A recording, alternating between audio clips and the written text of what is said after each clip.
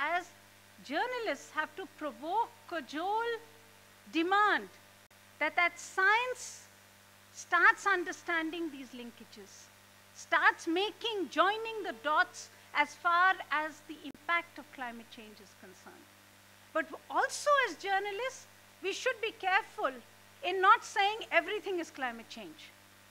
Because that is also, I find that as a major issue as well, that every drought becomes climate change and every flood in Bihar becomes climate change.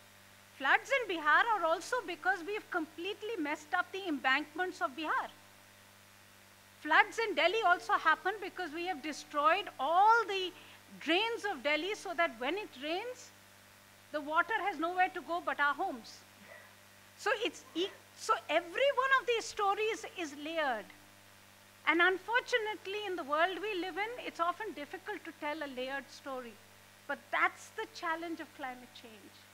We will have to be able to tell that story with all its drama and all its pathos, but we have to be able to tell it with the accuracy that science will demand. And that's really, to me, the big issue. You will get extreme and variable weather events. So climate change is not simply about increasing temperature.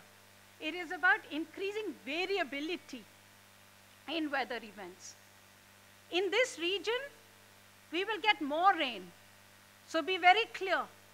If somebody tells you it's going to be drought, they are correct. But they're not correct because they're saying rainfall will reduce. Rainfall will actually increase. But the rain you will get in lesser rainy days, which means that you will get more intense rainfall events, and if you do not hold it, you do not manage it, you will get more floods and more droughts. So the rainfall is an issue both in terms of the changing pattern and our own ability to be able to manage that changing pattern.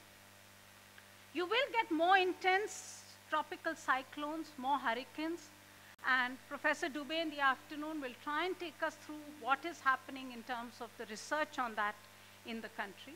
And of course, you will get more and faster melting of glaciers. Now again, and Dr. Kulkarni is here, he will explain to us, there's huge scientific issues in this. The fact is, we were not measuring glaciers for a long time. And the fact also is, glaciers have to melt. If glaciers don't melt, your rivers will not have water. So the issue that we're looking at is the pace of melting increasing? But in a condition where you don't have data of the past as accurately as you would like to have, how do you actually measure whether the pace is increasing and by how much? Because it's also not dramatic that you will just see it melting tomorrow. It's minor, minor, minor changes.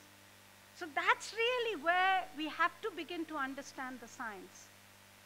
And we have to follow the science as we begin to understand it, because this science is changing every day and every minute. And we have to be able to force scientists, and I would really say force scientists in the region, in the South Asian region, to come clean constantly on these issues. This is no fuddy-duddy science that they can keep doing in their laboratories and go home whenever they finish it. This is our science. We need to know. This is science in which they will have to tell us as they find out what is happening. And remember, this is political science. So I would also say this region better get its act together in finding out what's happening, because otherwise you will only get the science from the West in terms of what is happening. And climate change is not about science, it's about politics.